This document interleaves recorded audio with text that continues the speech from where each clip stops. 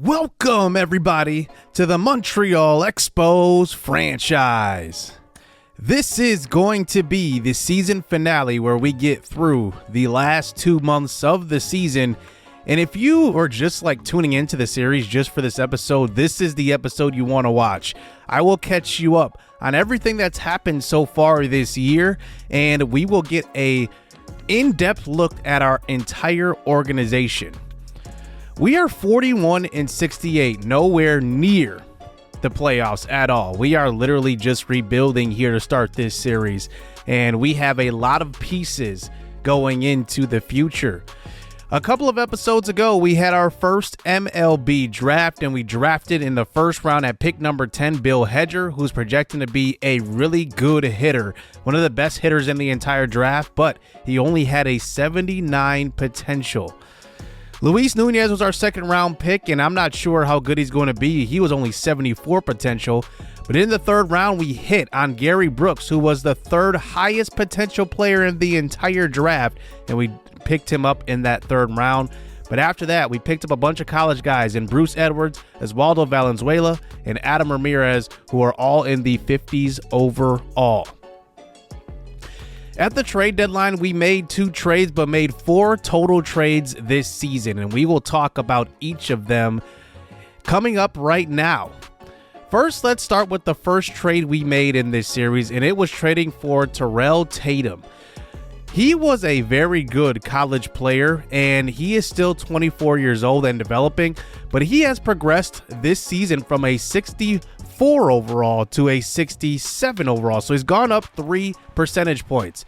One thing I like about Tatum is that he does have the speed to be elite as a leadoff hitter eventually, and he's eventually going to take over for Dairon Blanco, who is age 30 right now, but he's got 99 speed. I'm projecting that Tatum will spend 1 more year in the minors and then be ready for the pros, but who knows, he could surprise some guys next year and maybe be on a fast track to the MLB if he gets off to a hot start. The second trade we made, and none of these trades we really gave up too much to get, Addison Barger, who is one of the top guys that is backing up Bo Bichette right now and probably going to be playing another position at the MLB level in real life, probably second base, but he is a plus fielder. He's got pretty good power with his bat. He took the COVID season and really added some power to his game in the weight room, but he does need to develop his vision in order to be our true starter at maybe shortstop or third base. The third trade we executed, and as we were getting closer to the trade deadline, was acquiring a minor league hitter in Cal Mitchell in his mid-20s, but he actually has really good hitting attributes. I'm unsure how his overall is actually so low. Like, he is a good lefty bat, and I actually project him to add some depth to our MLB roster and be a nice left-handed bat. But there's an issue with our bats in our lineup. We have a lot of lefties. So going into the offseason, we're definitely going to want to add some righties. He's one of those lefties. And then our final trade at the trade deadline was acquiring Akil Baddoo, the 3-year or 4-year outfielder for the Detroit Tigers. I saw a lot of value in this because he is in his mid-20s. We're going to get him through his prime. He is locked up now. In real life, that contract is actually $1.5 million for arbitration, but it's kind of realistic, I guess. I might end up fixing that by releasing him and then offering him a contract extension, and that's probably what I will end up doing just to make it fair. But Akil Baddoo is a really good fielder, and he actually is a developing bat. I think that he still needs to develop his game, but he is our starting left fielder for the now and the future. So we get into our starting pitching, and let's talk about this going into the end of the year and into the offseason. Our best pitcher has been Matthew Boyd, the 33-year-old who we just picked up to just be a filler guy. He has 15 quality starts in almost 20 starts, 1.30 whip, 3.46 ERA. He's got 114 strikeouts to 59 walks. He's actually having a renaissance season. But then there's the opposite. The guy who we were expecting to build this rotation around, Javier Assad, and it couldn't have gone worse. He's had such a bad season that it's made me question the entire rotation as a whole. He's gone 3-14. Yeah, the wins and losses don't really matter. ERA is over 5. WHIP is over 150. Like, it is bad for him. I don't know what the future holds for Javier Assad, but I think I know for Xzavion Curry. Curry had actually a really good year. His issue is he doesn't last long in his starts. Like, when I control him, pitches pretty well. And a lot of batters cannot get good wood on his pitches, but something is interesting in sim. Like, he just does not pitch a lot of innings, and I think that could make him a possible 4 or 5 in the rotation in the future. I initially thought I was going to be able to develop him into maybe a 2 or 3, but I don't think that's going to happen. Then there's obviously Patrick Corbin, who I'm projecting to retire in the offseason, but those are our top 4 starters. And then we have German Marquez, who just cannot stay healthy. He has been hurt a couple of times this season, and now after coming back from injury, he now has another 2 to 3 month injury, which will probably take him into the last 2 weeks of the season as being on the injured list. So who do we have in the future to build around? Well, let's start with a guy that I've been highlighting a lot throughout this season, Jamal Watson, the lefty at AAA. I have not moved him up because I've wanted him to have a good development season at the AAA level. The only issue is that he does not get a lot of quality starts. His stamina is not great, and he is a good pitcher. But the thing is he a starter in the future, or is he just a long reliever? I think that is the question. Like, he is obviously right now moving up in his overall as he just has a great season and he progresses. And he is really good. Like, he has good velocity on his pitches. I think sometimes he just gives one up once in a while, like a big fly, and I think that that's going to correct itself as he just gets better with his command. But I think one thing with Watson is that his stamina is the question mark. And is he going to be a starter? Is he going to be a mid-tier starter? I don't know if he's going to be the ace. Right now, he's one of our best options, though, but I need an ace that can go late in games and give us a chance as a starter, and that's something right now that he does not do too well. But let's talk about a guy who is overachieving this year, who I did not see as having this great a year, and it was Alexander Santiago, who is the number 2 in that AAA pitching rotation behind Jamal Watson. But if you look at his attributes, he has great stamina, 23 games started, he's 11-4, 91 strikeouts to 32 walks. He's got a 2.63 ERA, a 1.14 WHIP, and 17 quality starts. Now, he has a lower WAR than Watson has, but Santiago could, and I say could, be the ace of the future. He has surprised me, and I have not talked about him enough this year, but he is, to me, having the better season based on what I just highlighted. 17 out of 23 quality starts, the low ERA, the low WHIP, 3.6 WAR. He is a guy to look out for to possibly be MLB roster guy next season. Then there's a couple of other guys I want to highlight. First is Aiden Morrow. He is a guy that's in his high 60s overall. He is C potential, 23 years old still, so he's got some time to still develop. I'm guessing that he will have another season at AAA. His season was just okay this year. But our number 1 prospect as far as rankings go in the organization right now is Gary Shoemaker. He has progressed from a 64 overall to a 66. I was expecting him to progress a little further, but he has 12 quality starts this year. His numbers aren't particularly great, but this is a good start. A 23% strikeout rate is pretty good for a very young prospect. Remember, he's 19 years old. He's not even 20 yet. So we still have another year to develop him. I'm debating whether to have him at AA for half the year next year and then AAA for half the year next year, or just start him at AAA. I guess we'll see how the roster shakes out, but this is what he does well. He does get a lot of hitters to ground into double plays, and like I said, he's just got to develop his command, and I think his velocity is excellent right now. I don't think it's going to get much better. So let's move into our organizational relief pitchers, our bullpen guys. And there are a couple I want to highlight that are doing very well. First is Elvis Peguero. I'm going to give him a contract extension probably this offseason because I want to get him before he ends up demanding more money, because I think he's just going to get better from here. Like, he is a C potential, yes, but look at these numbers. These numbers are dominant. Like, he could eventually be our closer if it comes down to it, and who knows, he could move into that role. We'll see, but right now I like him as kind of that middle reliever. Like, he is sometimes a guy that can pitch 1 inning, 2 innings, probably not more than that, but I really like him in this bullpen. Buck Farmer is 33 years old. I don't know what the future is for him. He has been pretty decent this year, just average though. One guy I like though was Will Vest. We tried him at the closer role. He blew 5 saves, but his numbers are actually pretty good. 28 strikeouts to 7 walks. He is 70 overall, 28 years of age is pretty good. One guy that had a down year was Jose Hernandez. He had a 1.42 whip. He is our only lefty in the bullpen, by the way, which makes him kind of valuable, even though his numbers aren't great.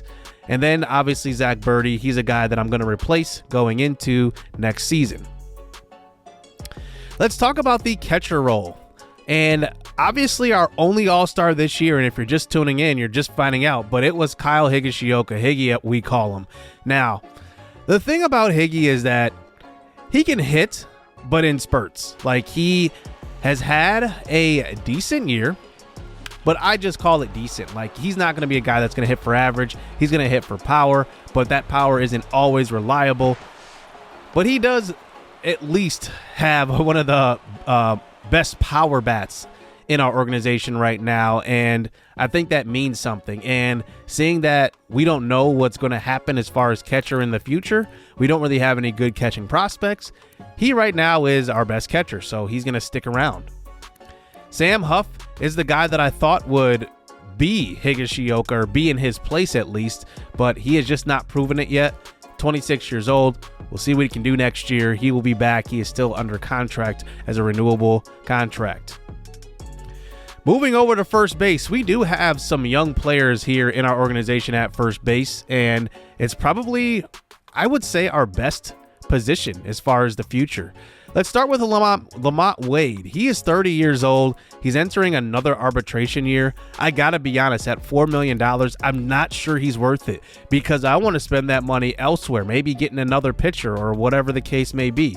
But I just think he hasn't proven it with us, and I would much rather let him go, free up that money that we would be paying him, and put it somewhere else. I just don't know about him. He hasn't really impressed me this year, but he was a guy that had every opportunity. He started pretty much all the season. He was healthy too. I guess that means something, but for us, it just didn't work out. And I don't know, at $4 million, I'm not sure that's truly worth it. But our options behind him right now are pretty unproven. First, let's start with Lawrence Butler, who, if you look at his numbers, they're very comparable to Lamont Wade, but you would expect a guy that, you know, we've given every opportunity to be a very good player to be a little better. But Lawrence Butler is going to get better. He's 23 years old, but he is just very unproven. But in the farm system, we have a couple of first basemen I do want to highlight. First, Harrison Cartwright was a guy that surprised me. He's 28 years old, and at this point, he looks like a lifelong minor leaguer, but his stats this year in AAA were pretty good. 2.74 average. He filled in for Augustus Macklin when he was hurt. And then we highlight Augustus Macklin. Macklin is our number 2 prospect in our organization right now. He's a B potential. He's one of the 2 B potential guys in our organization. He can hit very well, especially to opposite field. What I want him to work on going into the offseason, though, is really hitting to the right side of the field. Like, he does hit to opposite field quite well, which is a skill in itself. And he does hit pretty well as far as slugging goes. But I think he's got to be a more well-rounded hitter. I think that contact does need to get up a little bit more, and we'll see if he wins one of those Minor League Player of the Year awards, which we will highlight to start the off-season video. So let's move over to middle infield, and we start with second base. Let's talk about Jeter Downs a little bit. 25 years old. He has progressed, I believe. He started as a 62. He's now up to a 65 overall, and he's hitting 254. The on-base percentage is very low, though, at 289. And to me, because we didn't have the depth at the MLB level, he played at the MLB level this year, but I think he could have used a year in the minors, and I think that's going to be my plan for him next year. He's going to be at AAA to develop his skills a little more, and who knows, he could eventually be moved up.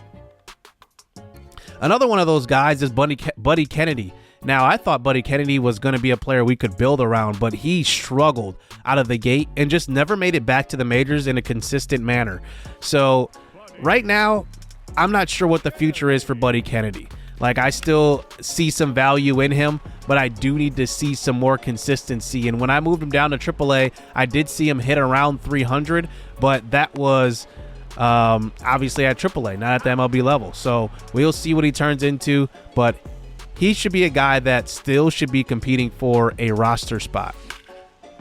Then there's Tim Anderson, who has been our shortstop this year. His contract is worth $5 million. If I can bring him back on a $5 million deal, I would probably do it again, but he is going to hit the open market, and we will have an opportunity to offer him a contract before he does hit open market. And I do, like I said, value his bat. I think he had a good bounce back year after a lackluster year last year. He's going to finish the season at around 260 of an average, and he is going to be probably the guy that has the highest runs created as well to end this season. The rest of the middle infield is pretty slim, but we do have some interesting prospects. Lucas Valdivia is a guy. He is 22 years old. He's still got a while to develop. Jose Barrero is a guy that's been injured this year, but when he's played, he's actually been pretty good. He's hit 271 in about 70 at-bats. But I think, middle infield is definitely a big question mark. Who do we play there in the now and future? I'm not really sure. We did not draft any middle infielders in this draft this coming year or this past year, and I'm not really sure what we're going to find in free agency. So there are a couple of guys that are probably going to be re-signed, and I'm hoping Tim Anderson does agree to another contract with the Expos. But one guy that was surprising was Gene Segura. Now, Segura started out his career as a shortstop, moved over to third base when he moved to the Arizona Diamondbacks, and he could be back for one more year. He's 65 overall, but his stats say he's a lot better than his attributes. So we move to the outfield, and, I'm not really sure what to think of this outfield. We're just all over the place. We have a good mix of veterans and young players, but let's start with the young guys first. And let's go to our AA system and BJ Gibbs. Gibbs is 64 overall, really good defensively. He's developed this year. He hit 253. He's not really a guy that's going to hit for power. He's going to be kind of a base hit type of hitter. But he is good defensively. Like that, if there's one thing to hold on to for him, it's his defensive prowess. And he's only 22 years old. He's got a lot of time to develop. Another power bat in our organization, that is an outfielder, Levi Hanks. 15 home runs at AAA this year. He's going to be at AAA again next year, but we'll see what happens 2 years down the road. Maybe he can prove to be a DH or maybe even an outfielder. Who knows? But he's a guy that can hit for power, at least at the AAA level. I do want to see what he can do in spring training, and I think he could be a roster bubble. But I do want to develop his bat a little bit more. But to be honest, he had a good season, and he was one of the underrated guys in our organization. But at the MLB level, our center fielder is Dairon Blanco, but he has been hurt this year, and injuries do happen, so we do need to have those depth guys, which is why I highlighted those last two players, because we're going to need some depth, fringe MLB talent. Even if we're developing it, we need options to possibly move up in an emergency situation. And this year we had a couple of injuries, and we were not able to really supplement, replacing some of these guys that got injured. Like German Marquez was injured. We couldn't find a fifth rotation guy. And then Dairon Blanco got injured, and we just could not replace him in center field. It was just not a good situation. And after Blanco was hurt, we went on a big time losing streak, and that just shows, the depth that we don't have. Jason Hayward actually found some youth this year. He's going to hit free agency Could I bring him back? Maybe. I possibly could, but I don't think I will. Like, it's going to be probably somebody else's job in right field just so that I can develop another young guy. One of those guys could be Zach McKinstry. McKinstry's going into his prime years. 28 to 32 are usually the prime years in baseball, and I see, really good potential with him because he can play all around the ball diamond. I've played him at second base this year, and he was really good. There is a chance that I could move him to the middle infield full time. That is a definite thing I can do. And I love that he can play a lot of positions as well. And second base is one of those positions he could move to. So that's what our outfield looks like. And I don't think right now we have guys that are sure bets. Like, we have Akil Baddoo, who's a sure bet to be a starter next year. We have Dairon Blanco, but right field is a big question mark. Who do we play there? DH is a big question mark. Middle infield is a big question mark. Even third base is a big question mark. I think first base, we pretty much know who could be there, and it's going to be either Hedger, who was our first round draft pick, or Augustus Macklin, who is coming up in the organization.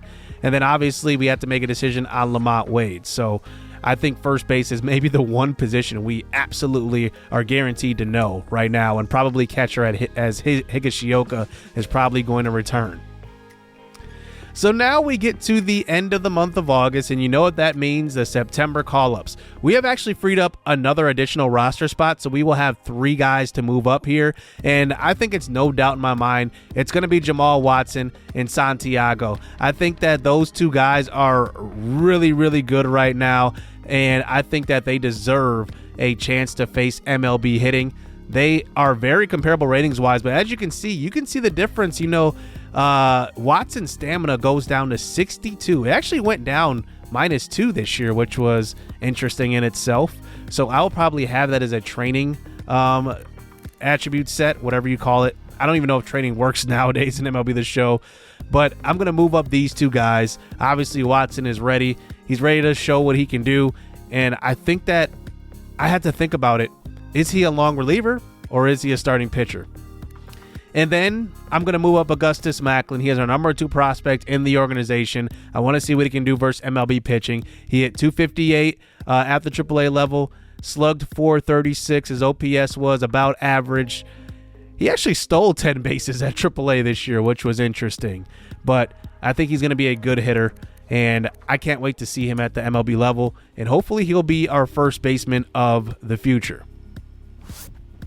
So to start the month of September, we will go against the Chicago Cubs in Jamal Watson's first start here at the MLB level. You could just see the scouting report on him. He is a 5-pitch pitcher. I'm going to look to cut one of those pitches out so that he only throws 4. I think that 5 is a little too much. I want him to focus on 4 pitches.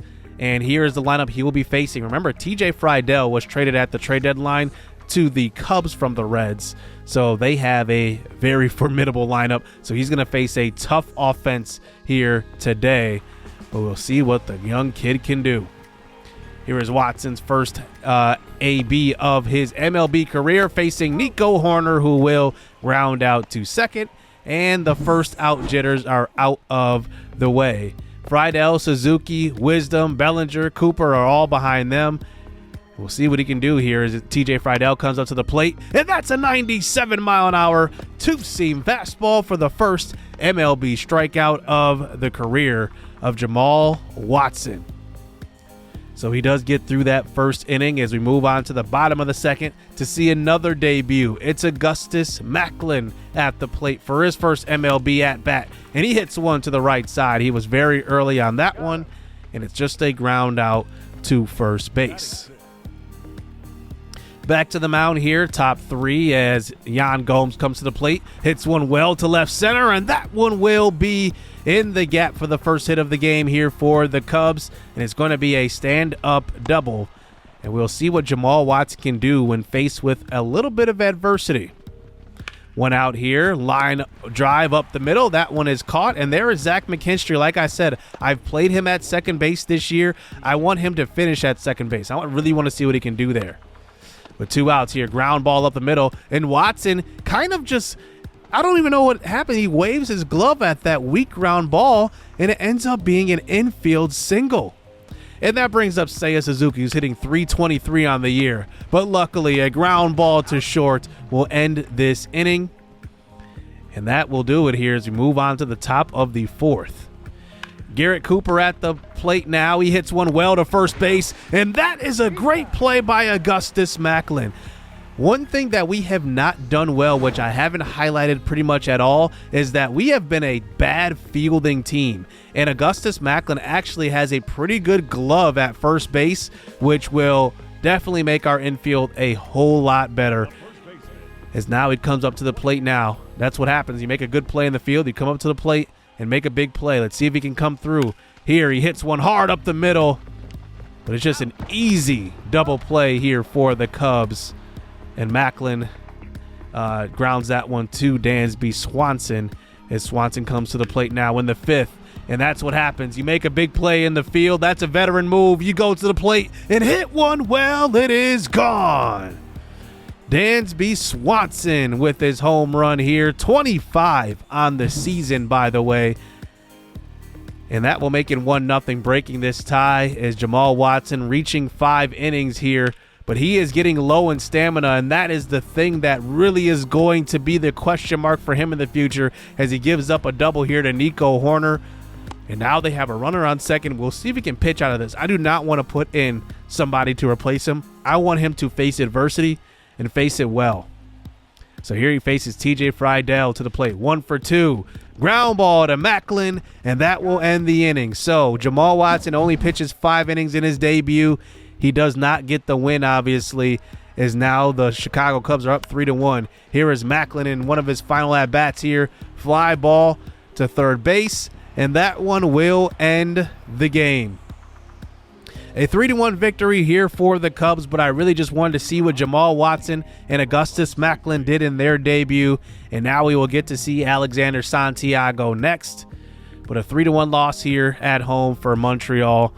And now we move on to Alexander Santiago's debut, and he will face the New York Mets. I decided to wait for his start a little bit and give him a chance to play on the road for his first start. So he faces Pete Alonso here in the bottom of the second inning. Here's a ground ball to second, and gets one of the best hitters in baseball to ground out. And that is a confidence booster for Santiago. The thing about Santiago, he does have a quicker windup than most pitchers, but here he gives up a hit down the left field line. Here's McKinstry playing in left field today. He throws to second, and a double here for Lindor. We'll see if Santiago can pitch out of this one. Here's a low slider. That one is deep to right field. Francisco Alvarez, a 2-run home run. That was actually a cut fastball. He just reached for that one.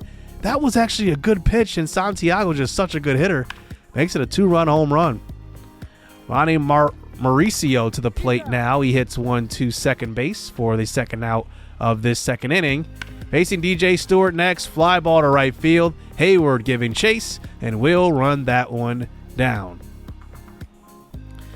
So Santiago does give up the 2-run home run, but now he faces Jeff McNeil here in the third inning. Does get a lazy fly ball to left field and gets him to chase. That will be the third out of the third. And now Santiago is starting to settle down, facing Alvarez again. This time gets him to line out to right field, but Hayward with a bad jump on it cannot get there. So Alvarez is 2 for 2 versus Santiago. And now we have a runner on second base, 2 outs. And that brings up Mauricio again, who will watch that one on the corner for a called strike 3. And Santiago looks good here through 4. And now on to the 5th inning, facing Brandon Nimmo to the plate now. Hits one well up the middle, and that one will be a RBI single. And Nimmo does give the Mets the 1-run lead, as that brings up Pete Alonso with 2 outs, and he flies out to right field. So 3 earned runs here for Alexander Santiago in his first start. But to be honest, he doesn't look bad. That's actually a quality start for him, by the way, as we move on to the 9th inning. And Anderson Barger cannot swing and hit that one. And it's going to be a swinging strike 3. And the Montreal Expos lose this one. Santiago gives up 7 hits. 3 earned runs. Actually, it's not a quality start because he didn't last 6 innings, but I only pitched him 5.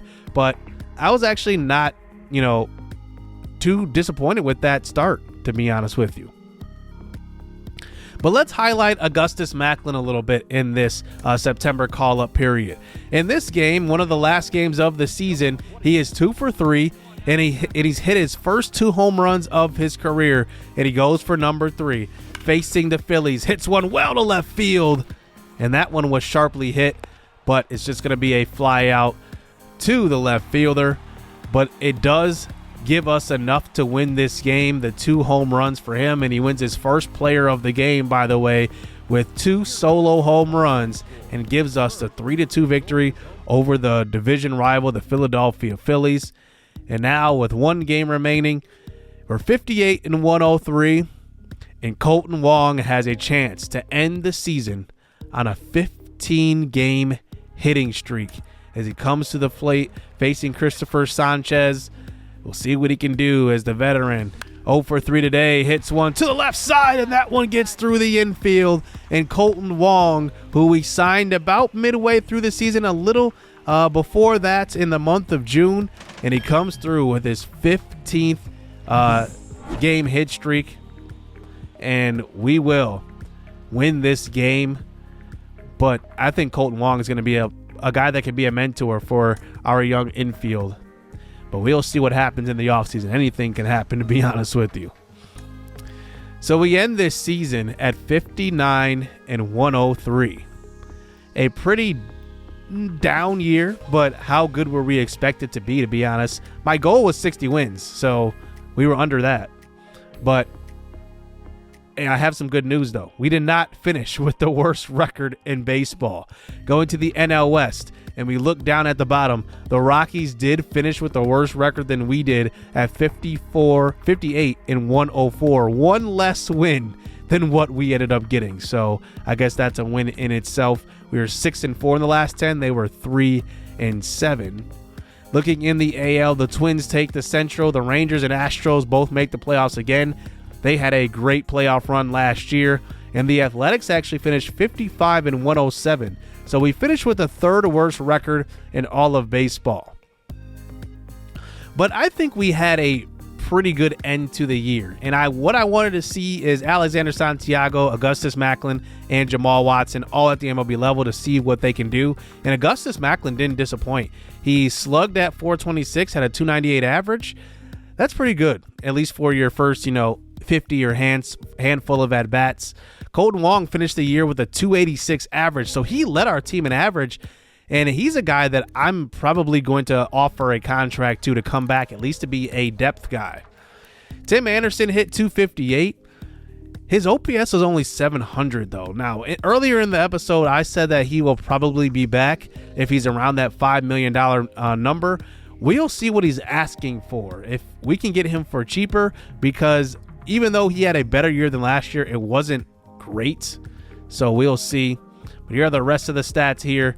Higgy, Lamont Wade, Sam Huff all hit under 225, which isn't great. Our pitching obviously was our weakest point, to be honest with you. I think that Javier Assad really put a damper in our future plans. I thought he was going to be, the ace of the future, possibly. But that's definitely not the case. German Marquez couldn't stay healthy, but when he was healthy, he was pretty decent. And then Jamal Watson, looking at his final stats, he did struggle. 156 whip, 456 ERA in 23 innings. But he will get every opportunity in spring training to prove that, he's ready for the MLB level next season. We finished 29th in batting average as far as the MLB rankings go, which isn't great at all. 29th in home runs. We're definitely going to want to add some consistent power to the lineup here next year. So looking into free agency, we're definitely going to be looking for guys that have high OPS. Slugging percentage, we finished 29th. Like I said, I'm going to say it again. This is something probably our biggest need on offense, to get guys that can slug well. Errors, we were actually 22nd in errors. So we were a bad defensive team. We were in the bottom 3rd as far as fielding. So that definitely has to improve. We were 19th in ERA, so we were in the middle of the pack actually, but I think our bullpen actually brought that up because our starters were really, really bad this year. So that will do it here for the regular season. And next episode, we will get into the offseason. You don't want to miss that one. And we'll see what moves we make to become a better baseball club.